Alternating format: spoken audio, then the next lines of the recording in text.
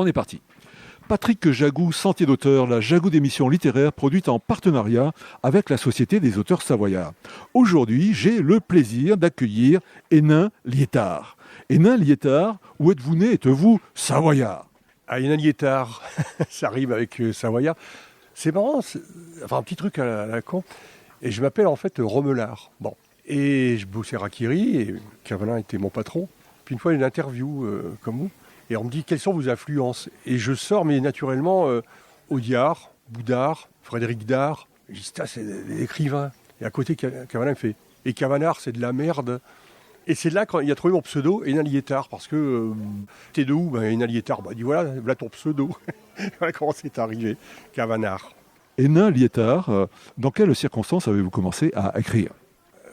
Parce que je lutinais ma cousine. J'avais 13-14 ans. Et il y avait qu'elle dans la petite rue des Corons où j'habitais. Elle était gentille, ma cousine. Mais voilà. Et une fois, on va jouer au docteur. Et elle avait une bibliothèque où il y avait 3 livres. Et mon oncle déboule. Donc, je donne une contenance. Qu'est-ce que tu fous là? Je dis, je suis venu chercher un livre. Il y en avait 3, j'en ai pris un. Pour me donner une contenance. Voilà. Je rentre chez moi. Alors, un fond de culpabilité chrétienne, certainement. Je dis, merde, il faut que je le lise. Et c'était San Antonio. Bam! J'ai découvert un monde ébloui. Et il s'est passé un truc, pendant des années, je lui ai écrit, sans jamais mettre ni mon nom ni mon adresse. Mais des années ça a duré, j'ai envoyé, 200-300 lettres. Et une fois, il m'a chopé, c'était un peu compliqué. Il a eu mon adresse, mon nom, il m'a écrit 6 lignes. Mon petit Roger, tu as tout pour devenir un écrivain. Écris pas aux amis, mais à toi-même. Vas-y, je t'attends, je t'embrasse. Ton Frédéric. Le soir même, j'ai pris une plume et comme j'étais déjà inconscient, mon premier texte, je l'ai porté, je pense, ce qui était mieux pour moi à l'époque, les autres éblouissants, à Rakiri. Hénin Liétard, est-ce que vous voulez bien nous parler de votre dernier ouvrage intitulé « Marcher sur les bas-côtés » ? C'est un peu difficile, j'arrive pas à piger les écrivains qui parlent de leurs livres.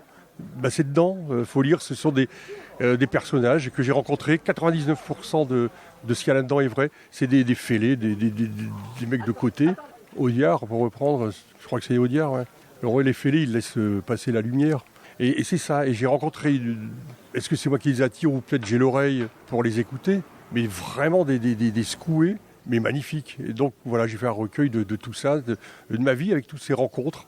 Mais vraiment, il faut le lire, voilà, j'ai du mal à en parler. Ce sont des personnages, mais je suis toujours dans cette veine de les mains dans la tripe. Bon, c'était bien, on va boire une bière.